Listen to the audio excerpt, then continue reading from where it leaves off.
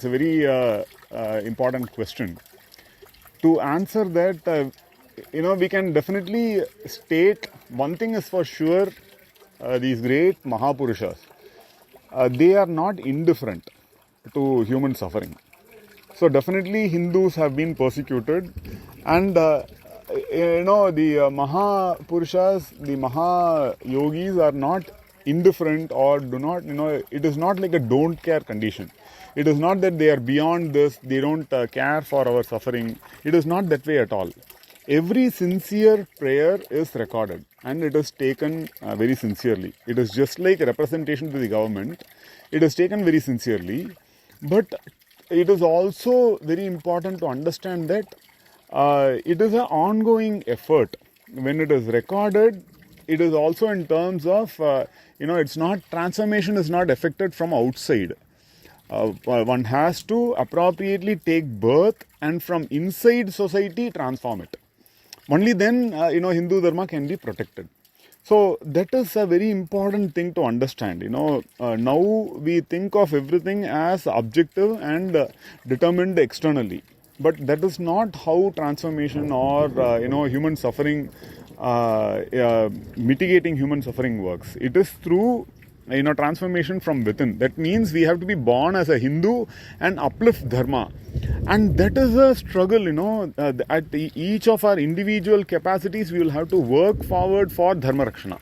That is how the great Mahapurushas show us the way and they guide us constantly. So, having understood this, now in this context, you will be able to appreciate how for many centuries this effort has been going on. For example, even the great Guru Gobind Singh ji, the son of Guru Tegh Bahadur, he was the 10th Guru of the Sikhs.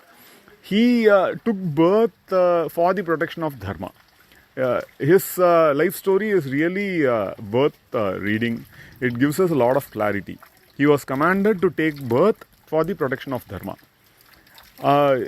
From every Hindu family, the eldest son, he, with them he formed the Khalsa.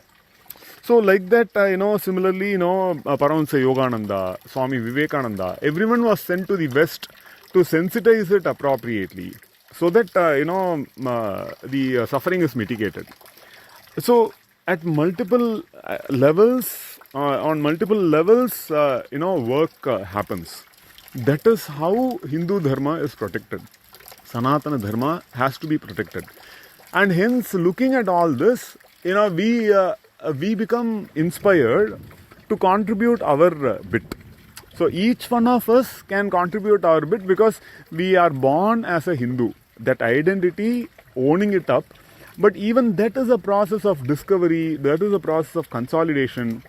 So the key thing is to understand that it is the transformation or the mitigation of suffering or the protection of Hindu Dharma is done from within.